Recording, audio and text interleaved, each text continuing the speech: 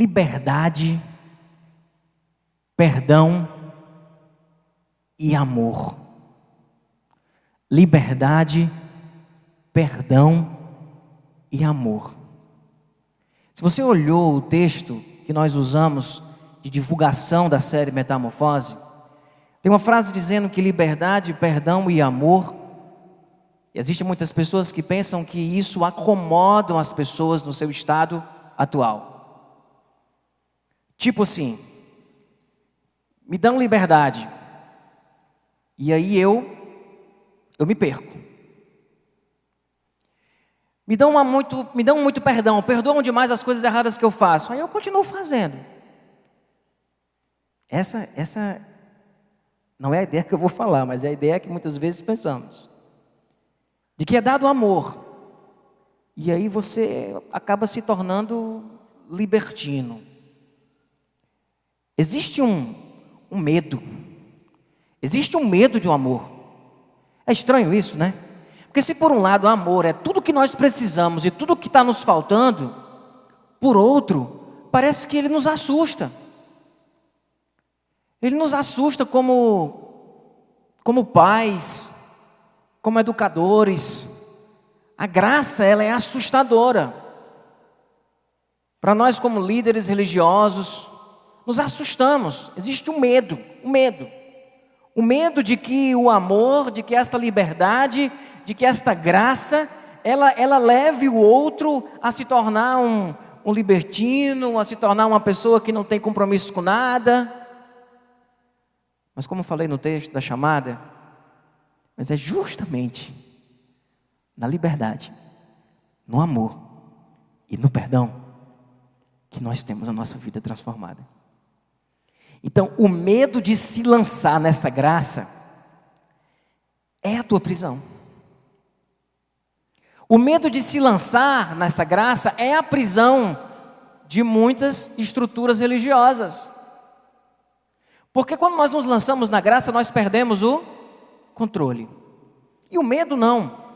O medo funciona, mas funciona mesmo. Eu não tenho dúvida de que o medo funciona. E você sabe que o medo funciona. O que nós estamos querendo deixar claro para você, e isso bate muito forte no meu coração, é de que a graça é que funciona. É de que o amor transforma. De que o amor produz frutos que nunca seriam produzidos pelo medo, pelo cercear da liberdade. A graça, amor, liberdade, isso não acomoda a gente não. Isso dá uma reviravolta na vida da gente. Isso bota a nossa vida de ponta cabeça. Isso desfaz nossos mecanismos de defesa. Isso de fato nos transforma.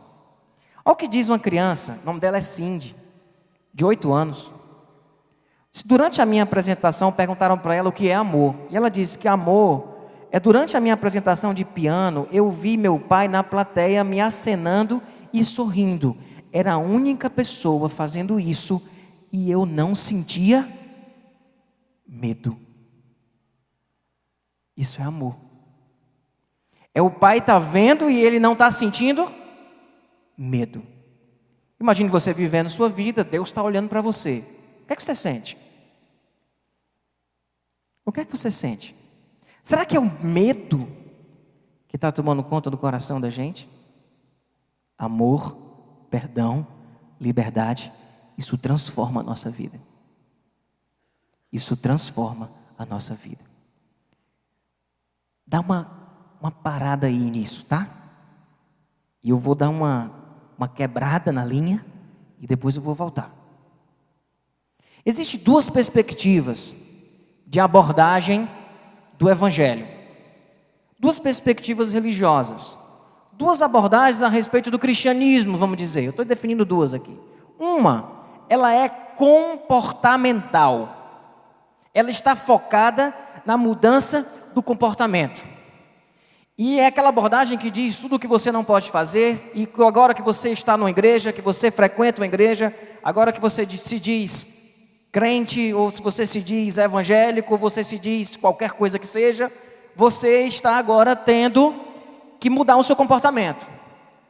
E aí o pessoal chega perto de você e começa a dizer, cara, olha, isso não, você agora não pode mais falar isso.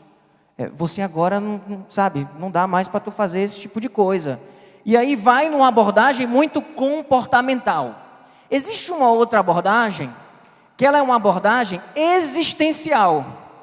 É quando nós pegamos o comportamento, e deixamos ele em segundo plano.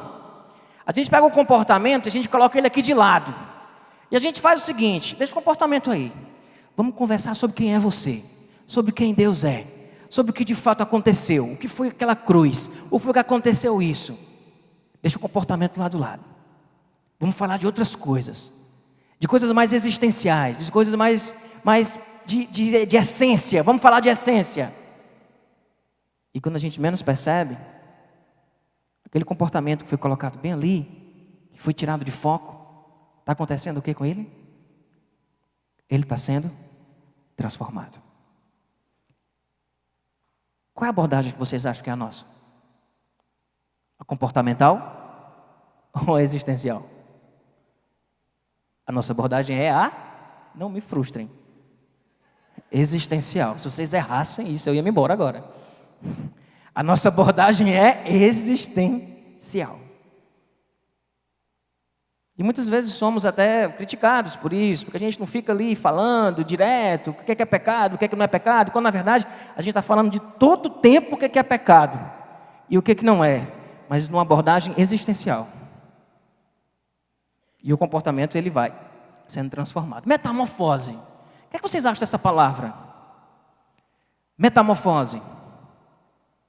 Metamorfose. Ela significa o quê? Mudança de forma. Mudança de forma. Mudança de forma é comportamental, mudança de forma é religião. Mudança de forma não é o que eu creio que o Evangelho produz na vida de alguém, pelo menos não a princípio. A mudança de forma é uma tentativa de fazer simplesmente com que você mude a sua forma.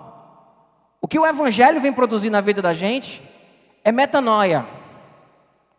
É mudança de mentalidade. O que ele vem produzir na vida da gente é mudança de... O que é isso aqui, pessoal?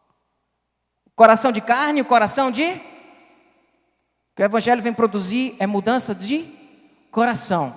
O que o Evangelho vem produzir, o que a graça vem nos dar a oportunidade de viver, é de abrirmos o nosso peito e podermos colocar tudo para fora. E deixar o amor entrar e mudar tudo o que tem que ser mudado. Metamorfose, por isso que a gente diz metamorfose. Tua graça nos leva além. Porque não é mudança de forma, é mudança de essência. Mudança de essência. E eu vou contar aqui, vou fazer algumas ilustrações, para você entender como é que funciona a metamorfose, a mudança de forma simplesmente. Como é que funciona a abordagem comportamental, tentando fazer você se encaixar dentro do quadrado. Olha a cara daquele cara no quadrado. Vendo lá o quadrado?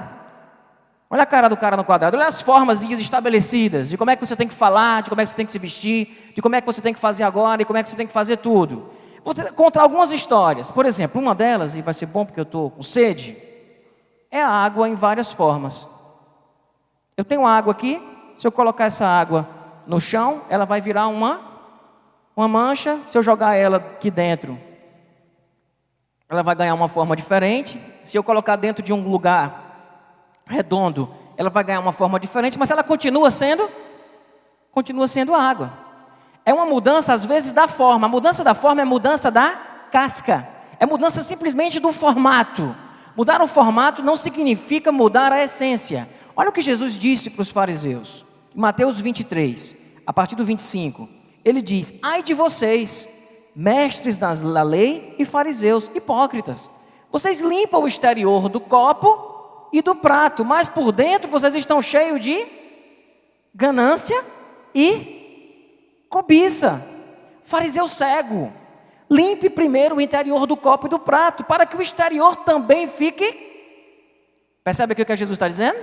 Limpe primeiro o interior do prato, para que o exterior fique também limpo. Ai de vocês, mestres da lei, fariseus hipócritas, vocês são como sepulcro caiado. Sabe o que é um sepulcro caiado? Sabe o que é o caiado? É de cal. É de você dar vamos caiar o muro, né?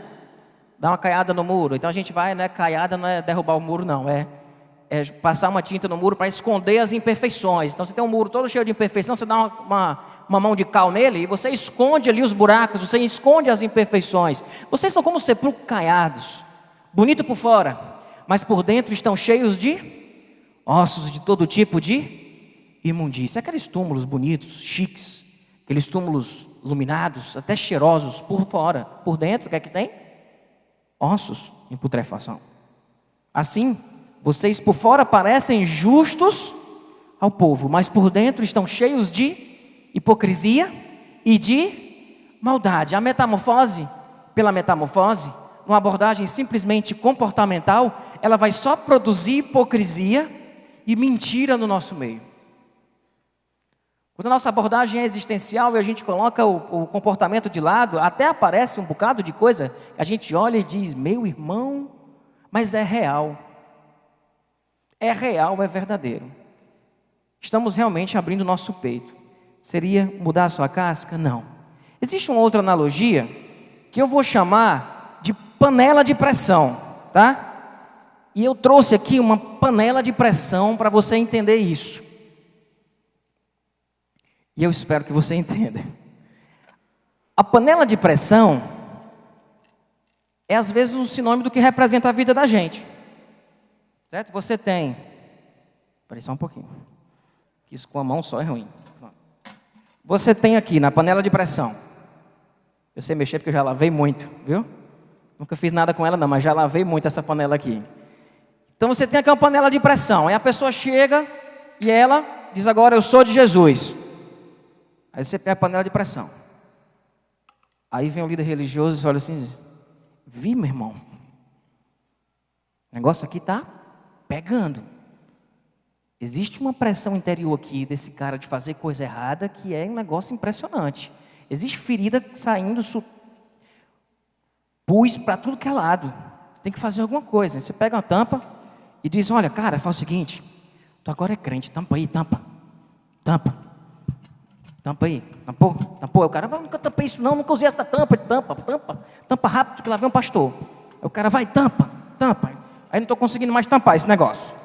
Pronto, foi. É porque eu só faço lavar ela. Pronto, aí tampou a pressão.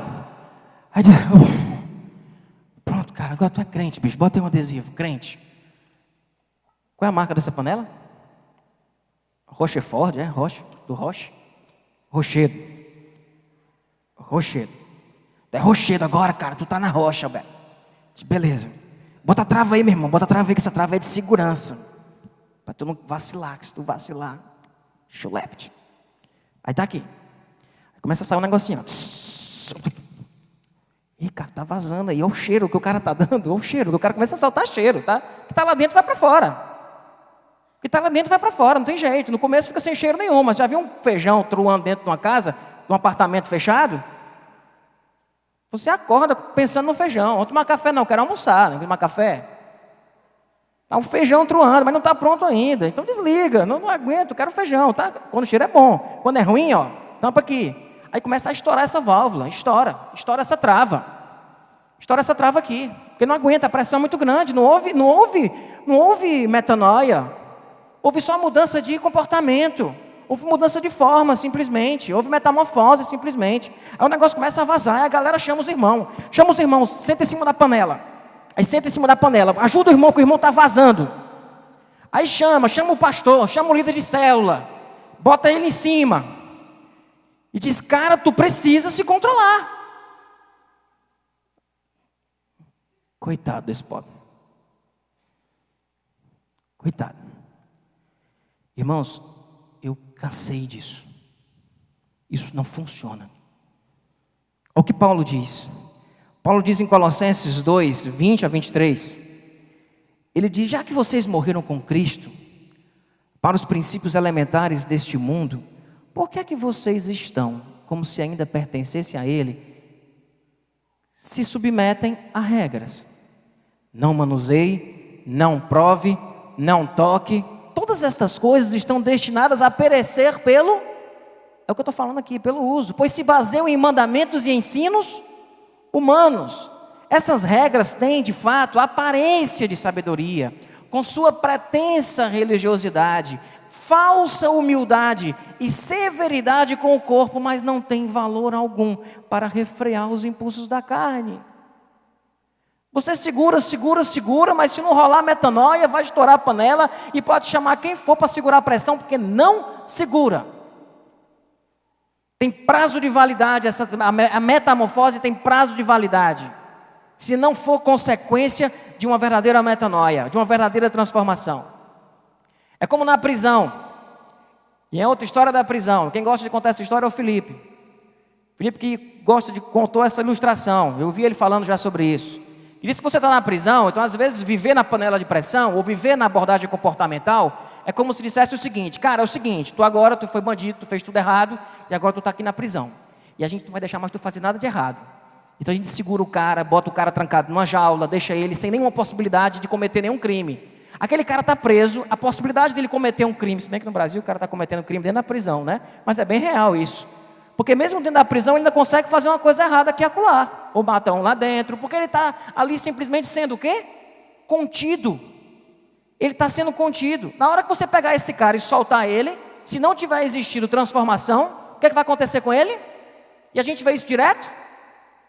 Você está fazendo um paralelo com a sua vida espiritual?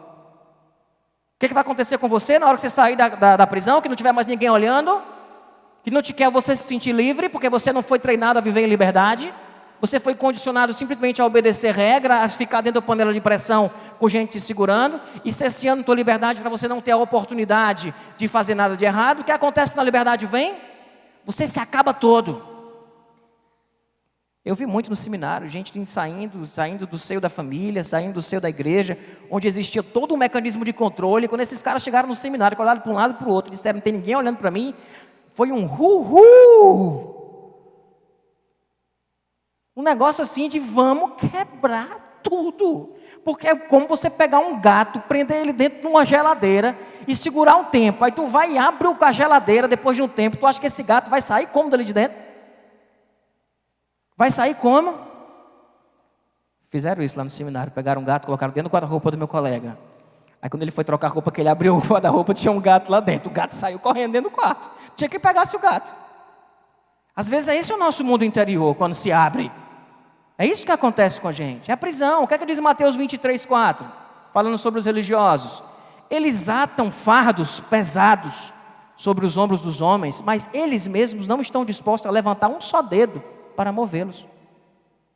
Em outras versões e outras referências, diz que você coloca um peso sobre os outros que nem mesmo você pode suportar. Você está vivendo a capa, você está vivendo a forma. E na forma, o teu papel é um papel de chegar e dizer, não, você não pode, isso é assim, isso é assado, você tem que fazer assim, assim, assim, assim. E coloca um peso sobre os outros que nem mesmo você pode suportar. Outra analogia é a analogia da escada rolante. E ontem aqui no grafite, conheci uma outra analogia sobre a escada rolante, com o Cauê aqui, que eu vou depois falar outro dia. Mas essa da escada rolante aqui foi uma coisa que eu já falei muitas vezes. Ela tem a ver com esforço e esgotamento espiritual. O que é a escada rolante? Eu dizia, irmão, já disse isso, pregando para adolescente. Quando eu era adolescente. Quando eu era jovem. Talvez o João Paulo vai lembrar. O Felipe. Que eu dizia, ensinando que vida cristã é como você subir uma escada rolante que está descendo. Olha a doença, cara. Olha a neurose do discurso. Vida cristã é subir uma escada rolante que está descendo. Eu usei isso várias vezes em vários estudos, abafei. É uma escada rolante que está descendo e você está subindo. Aí eu dizia, se você parar, o que acontece? Você volta lá para baixo. Jesus está lá em cima te esperando, irmão. Mete bronca. Se tu parar, tu vai lá para baixo de novo. Percebe? Uma vida cristã baseada em quê? Em esforço, em esgotamento, na força do nosso braço, conquistando tudo que a gente tem para conquistar. Existe um outro conceito, outra analogia, que é a ortodontia. Eu falei sobre isso aqui essa nasceu do projeto Timóteo, que tem a ver com formação de hábito, que é mais ou menos o seguinte: rapaz, se me soltar eu vou para cá. Aí você pega, chega os irmãos, que os irmãos são os aparelhos ortodônticos. Aí ele pega você e segura e diz: rapaz, a gente vai te segurar aqui. E vai te segurar, mas tem que ser um bom tempo, porque se a gente te segurar pouco tempo, tu volta. Faz sentido, dentista? Tem que segurar mais tempo, até a tua memória mudar. Então vai, e quando terminar, tem que terminar o trabalho do aparelho, a gente ainda vai chamar uma galera que é a galera de contenção. E você tem que ficar usando para dormir. Então a história do ortodôntico é mais ou menos o seguinte: você segura o cara ali até aquilo se transformar um hábito, mas é uma maneira puramente humana de gerar uma mudança de comportamento nas pessoas. De você ficar aqui segurando até você, eu segurei, tá quanto tempo limpo? Rapaz, estou há 10 dias limpo. Ele tá mesmo, cara, tô, bicho, olha. Aí afrouxa só um pouquinho que tá dentro do meu braço. Disse: não, bebê, se eu te soltar, tu vai para outro lado. Se vou, porque vou.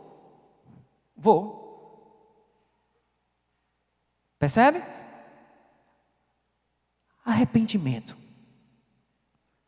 Sabe o que é que significava arrependimento no Antigo Testamento? Quando ainda não existia o conceito da graça? A palavra para arrependimento no Antigo Testamento, ela era uma palavra, que eu não vou dizer aqui no hebraico, porque eu nem sei dizer, nem sei a pronúncia, mas se vocês quiserem eu mostro o desenho, porque é um desenho. A palavra arrependimento no Antigo Testamento é o seguinte: você vem numa direção, e aí você se arrepende. E arrepender-se significa dar uma volta de 180 graus. 180. Já viu o pessoal dizendo, tem gente que diz, né? Minha vida deu uma volta de 360 graus. Vocês voltou para o mesmo canto. Voltou para o mesmo canto, sabe de nada, né? Voltou para o mesmo canto. Então, você vinha andando para um lado e dá uma volta de 180 graus. Isso é mudança, isso é arrependimento. Se você é mudança de direção, é você vir numa direção, você se arrependeu, você mudou de direção, tá? Aí eu pergunto para vocês: uma pessoa pode mudar de direção sem mudar de mentalidade? Porque arrependimento no Novo Testamento não é mudança de direção, é mudança de mentalidade. Percebe a diferença? Antigo Testamento, lei, não tem Jesus, não tem a graça, não tem o Espírito Santo habitando na gente. A mudança, o arrependimento era mudança de direção. Se eu não mudo de direção, é porque eu não me arrependi. No Novo Testamento, o conceito é mudança de mentalidade. A palavra é metanoia. Aí eu pergunto: uma pessoa pode mudar de direção sem mudar de mentalidade? Pode, não pode? Pode. Pode, tem prazo de validade, mas ele muda. O namorado chega e diz: olha, é o seguinte, para namorar contigo tu tem que fazer isso. A pessoa, ups. A mãe diz: olha, eu só dou um negócio aí se você fizer aquilo lá. Aí o cara vai, o que ele faz? Ele se arrepende igual o Antigo Testamento. Soltou, o que acontece no princípio da ortodontia? Passou o que tinha que receber, o que acontece? Volta de novo. O namoro chega e diz: agora você vai namorar. E a namorada diz: agora você tem que tomar banho todo dia. Aí o cara: poxa, tem que tomar banho todo dia agora? Vai. Isso tá bom. Aí o cara toma banho todo dia. Ele mudou 180 graus, assim. Mudou 2 vezes por dia agora. No começo foi 2 vezes. Aí depois que acabou o namoro, o que acontece? Ele começa a tomar banho um dia sim e 8 não. Vocês estão fazendo um paralelo com a vida espiritual de vocês, então? Isso é mudança de direção. Pode acontecer mudança de direção sem mudança de mentalidade? Pode. Dura? Dura? Não dura. Pelo contrário, é duro de conseguir. E não dura. Não dura. Mudança de mentalidade. Eu venho aqui e houve uma metanoia. O amor, a graça chegou, mudou minha cabeça, mudou minha mentalidade. E eu mudei. Pergunto a vocês: pode acontecer mudança de mentalidade sem mudar a direção? A princípio pode. Agora, o que vai acontecer com o tempo é que, se mudou a mentalidade, vai mudar o comportamento. Isso é um estalar de dedos, é? É um estalar de dedos assim? É não. Tem gente que é igual um caiaque. O cara vem aqui naquela direção, opa, metanoia, enfiou aqui o remo, ó, no instante ele muda. Tem gente que é um Titanic. Depende da história de cada um. O cara vem aqui na direção, aí houve uma metanoia. A metanoia significa o quê? Que ele pegou a direção ali, né? E ele mudou até o final, não foi? Mudou a mentalidade. O leme, quanto tempo passa para esse Titanic dar a volta? Depende da história de cada um. Percebem? Percebem? Vocês estão entendendo o que é metamorfose e o que é metanoia? O que é o evangelho e o que é simplesmente um conjunto de regras para você mudar a sua forma? E o que o evangelho se propõe? Interessante que Jesus não mandou, quando Jesus foi aos céus e depois enviou para nós, e mandou quem? O seu Espírito para habitar onde? Aonde? Lá dentro da gente, porque a obra que tem a ser feita, ela é lá dentro da gente.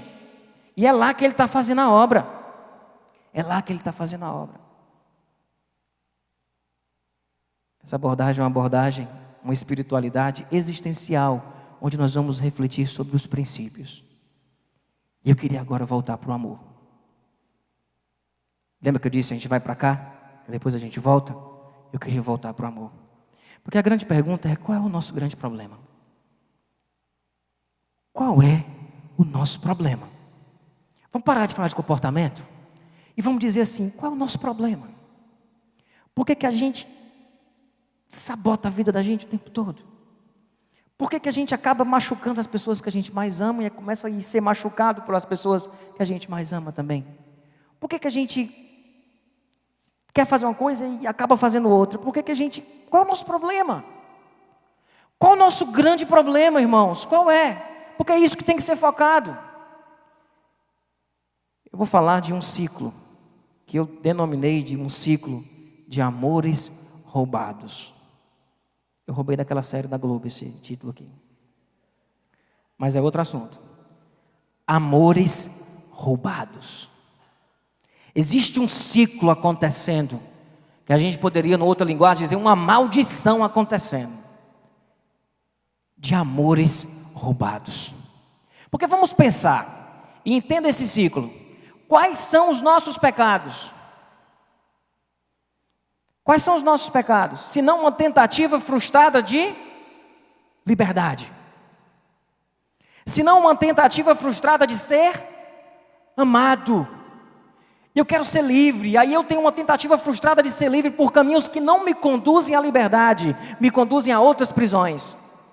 Uma tentativa frustrada de querer ser amado, e essa coisa de querer ser amado, eu me entrego para o outro de uma forma doente, eu prendo o outro de uma forma doente, eu me abro de uma forma parcial, eu me fecho de uma forma total, e eu vou vivendo, daí que surgem os nossos pecados, é daí que estão as nossas confusões.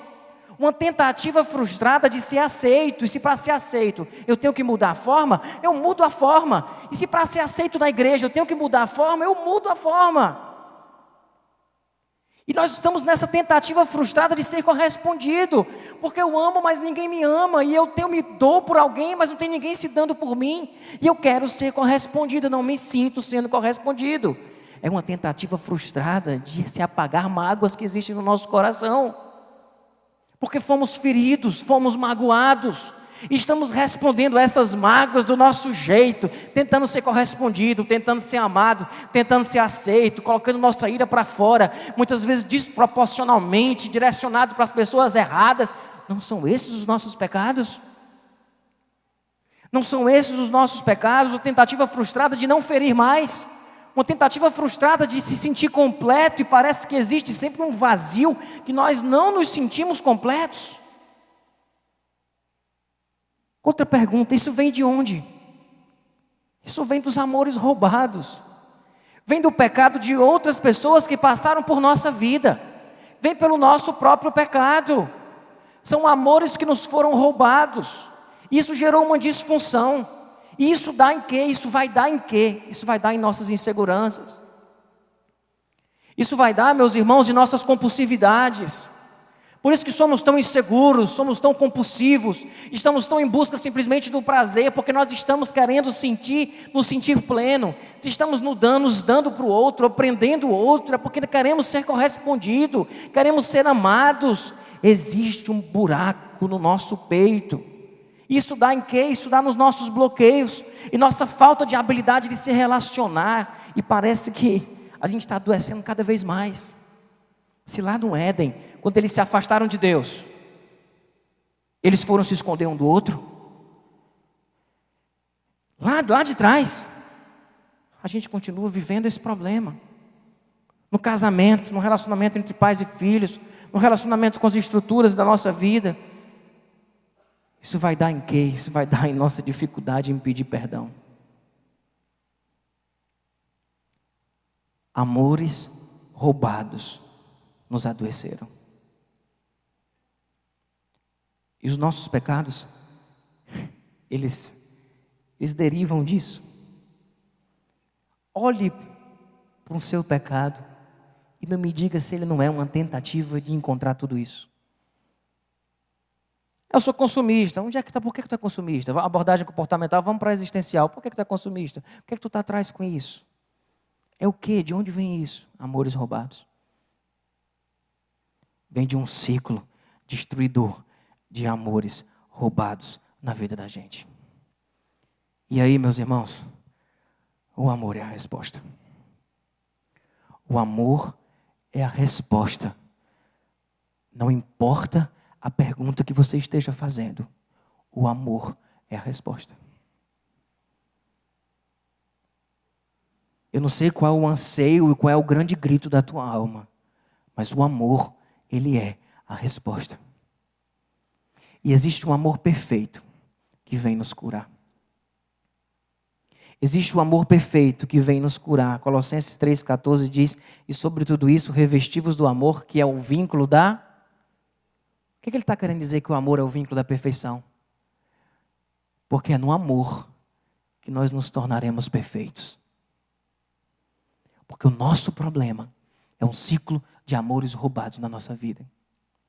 Se somos inseguros, compulsivos, possessivos, orgulhosos, se somos de baixa estima ou uma arrogância tamanha que ninguém aguenta chegar junto, isso tudo vem de amores roubados na sua vida. E só existe um remédio para todas as nossas doenças: é o amor. E um amor perfeito. Basta falar isso aqui para vocês? Basta não, a gente tem que orar por isso. E Paulo fez essa oração quando ele disse: eu oro. Em Efésios 3, 17 a 19, eu oro para que vocês possam compreender a largura, o comprimento, a altura e a profundidade, e conhecer o amor de Cristo, que excede todo conhecimento, para que vocês sejam cheios de toda a plenitude de Deus. O amor é a nossa cura. Aprender a ser amado, aprender a amar, ser preenchido. Porque o nosso problema todinho é esse. E o que acontece quando a gente vai para uma abordagem comportamental, e eu me arrepio todinho só em falar nisso? O que acontece? Nós estamos simplesmente reproduzindo um ciclo de destruição. E só existe um jeito de quebrar esse ciclo: é o amor. É o amor. Por isso que Cristo, quando vem, Ele vem revelar o amor. Cristo vem revelar o amor. Cristo vem e mostra que é um amor, e é no amor, em compreender o amor de Deus, em amar a Deus e amar ao próximo, que estão todas as soluções, é a única solução para todos os nossos problemas. Você quer ser curado? Você quer ser refeito? Você precisa ir atrás daquilo que é o reset de fato, que faz com que essa doença vá embora e que a tua história continue de uma forma diferente. Só o amor pode fazer isso. Mas não é um amor, esse amor nosso de homem, mulher, não, é o amor de Deus na vida da gente, porque esse amor é perfeito. E esse amor vai realinhando os nossos amores e vai devolvendo os nossos amores roubados. Ele vai preenchendo os buracos que os amores roubados, eles foram gerando dentro do nosso ser. O que que acontece com o nosso comportamento, irmãos? A gente muda.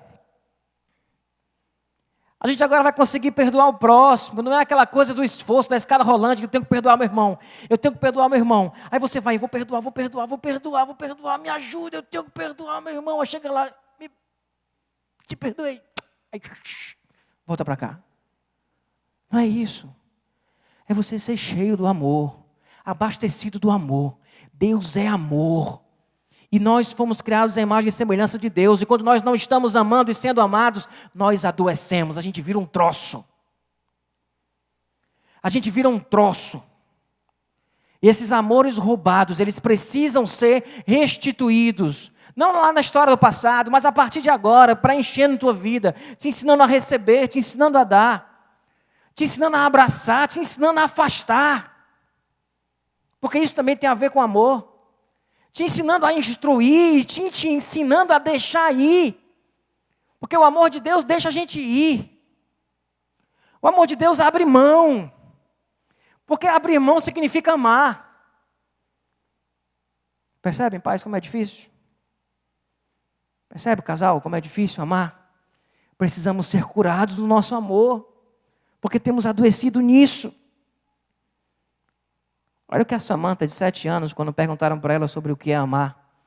Ela disse, quando você fala para alguém algo ruim sobre você mesmo, e sente medo de que essa pessoa não venha te amar por causa disso, aí você se surpreende, já que não só continua te amando, como agora te amam mais ainda.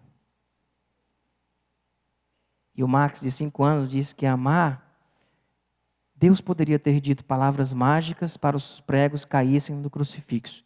Mas Ele não disse isso. Isso é amor. Isso é amor. Jesus diz em João 8, portanto, se o Filho vos libertar, vocês de fato serão livres.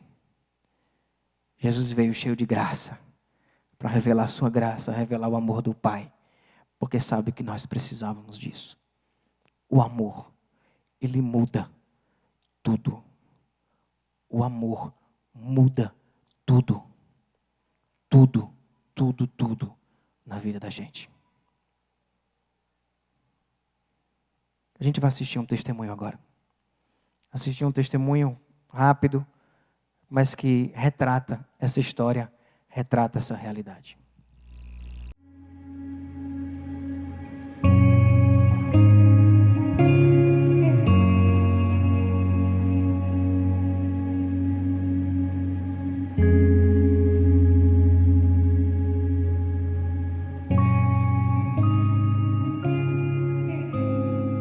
Eu nasci e cresci na igreja evangélica, então, desde pequena, eu aprendi que Deus é amor, que Deus é gracioso, que Deus é bondoso. E na adolescência, eu ainda sabia disso, dessa verdade. Mas parece que tinha um mais rondando a minha cabeça. Deus é bondoso, mas exige uma vida perfeita. Deus é gracioso, mas não vacile. E apesar disso não fazer sentido para mim, estava lá na minha cabeça o tempo todo. A graça se traduzia para mim como Jesus morreu na cruz por você. E agora? O que é que você vai fazer para merecer isso como gratidão? Então, eu tinha que fazer e ser para corresponder a essa graça. Sofri muito tempo de baixa autoestima, praticamente a adolescência toda, e entender a graça como amor incondicional e merecido foi algo muito libertador. Mudou muito na minha vida.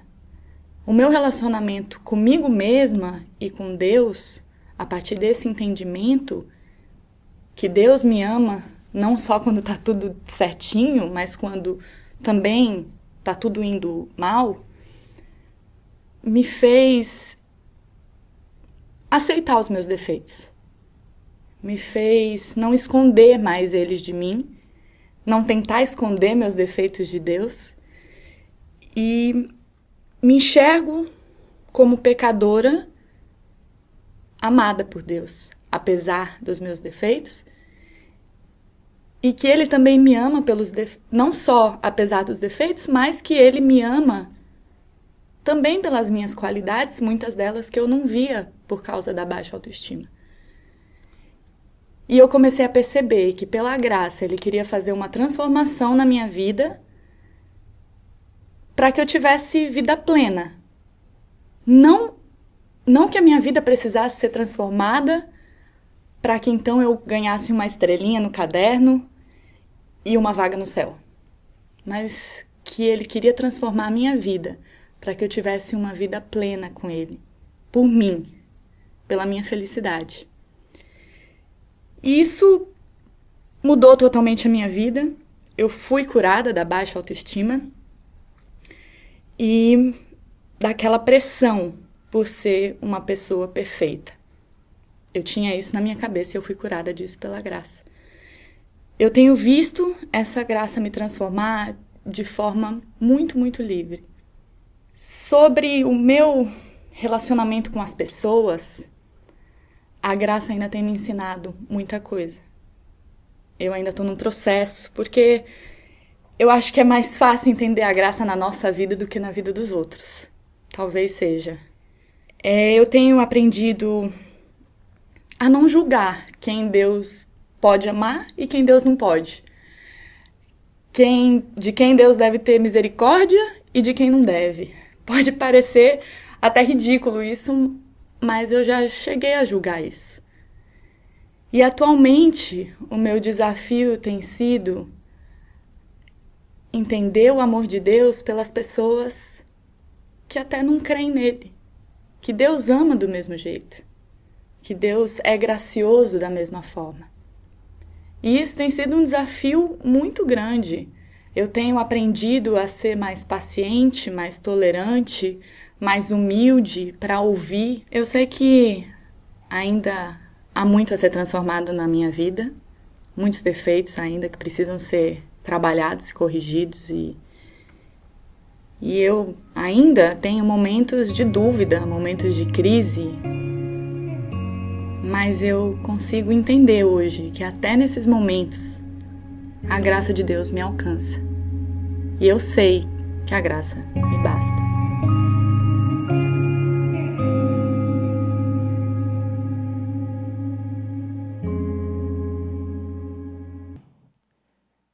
Isso é cura. Isso é mudança de fato. Essa história aqui de uma pessoa que você não sabe quem é, mas que você pode ver do quanto a graça tem feito diferença. Eu pedi que várias pessoas me escrevessem testemunhos sobre a graça, de que a identidade dela seria preservada. Simplesmente para nós sermos edificados com isso. Porque eu acho que falta para a gente enxergar de fato o que este amor, ele pode fazer na vida da gente. Quando Jesus chegou para aquela mulher adúltera e disse: onde estão os que te condenavam? Ele disse: mestre, eles se foram. Ele disse: nem tão pouco eu te condeno. Jesus ama aquela mulher naquele momento. E depois quando ele diz: agora vai e abandona a tua vida de pecado, ele sabia que aquela mulher assim agora ela podia mudar a vida dela, porque ela tinha recebido o amor. A mulher samaritana que estava no poço, Jesus pede água e ela diz: Senhor, mulher, se tu beber desta água tu vai ter sede de novo. Mas se tu beberes da água que eu te der, você nunca mais terá sede. Porque Jesus não vem como um paracetamol na vida da gente. Jesus vem para transformar e preencher os buracos que os amores roubados produziram na nossa vida. Isso não é metamorfose. Isso é mais do que metamorfose. Isso é transformação, feita pelo amor e pela graça de Jesus na vida da gente. Abaixe sua cabeça. Eu queria que você conversasse com Deus. Quais são os amores roubados na tua vida?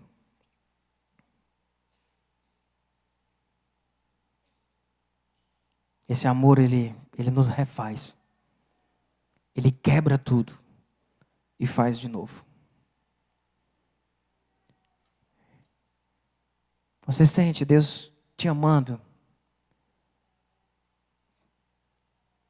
Você tem vivido essa caminhada de amor com o Pai, com o Criador?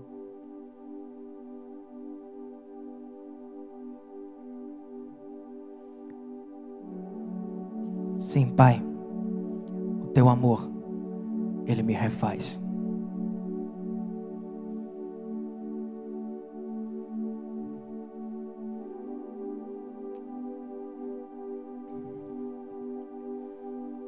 Talvez hoje seja um dia de você olhar para a cruz e discernir esse amor. De você de fato reconhecer do que você precisa. Porque sabe do que você precisa? Você precisa dessa graça.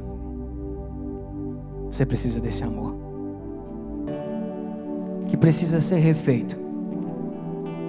Que precisa ser desfeito em muitas áreas da sua vida. E que existe sim um buraco, um abismo dentro do teu peito. Por amores roubados. Desista da metamorfose. E se abrace no amor do Pai.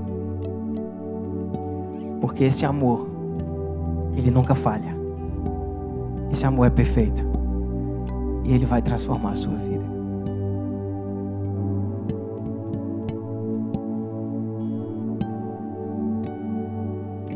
Amém, irmãos?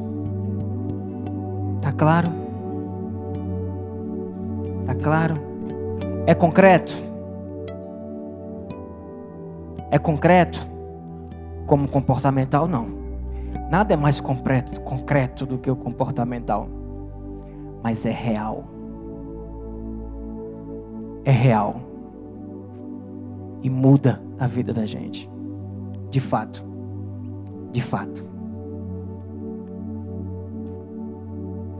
Eu queria orar por você. Você que entende que precisa ser refeito. E se você é essa pessoa, eu queria que você ficasse em pé.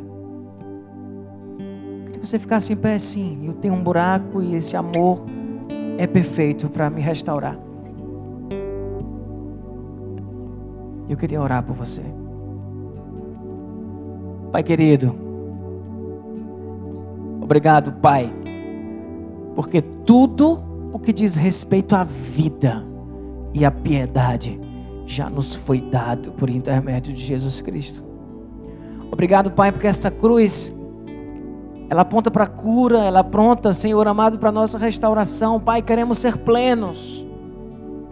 Estamos cansados, Pai, de vivermos esbarrando na nossa impotência, dos nossos mesmos erros, mesmos defeitos. Pai, cura-nos. Quebra tudo, Pai, e faz de novo. Refaz. Esse teu amor, Pai, ele é mais que tudo na vida da gente. Esse teu amor, Senhor, ele é imenso. E nós cremos no teu amor. Cremos, Pai querido, que o Senhor nos ama com amor perfeito. E que o teu Filho é a revelação deste amor para nos curar, para nos restaurar. Pai querido, abrimos mão dos caminhos perfeitos. Abrimos mão dos mecanismos de controle. Queremos simplesmente, Pai, caminhar contigo. Perceber o teu amor. E ver no teu tempo, do teu jeito, a nossa vida sendo transformada. Obrigado, Pai. Obrigado, Senhor, por tudo. Em nome de Jesus. Amém, Senhor. Amém, irmãos.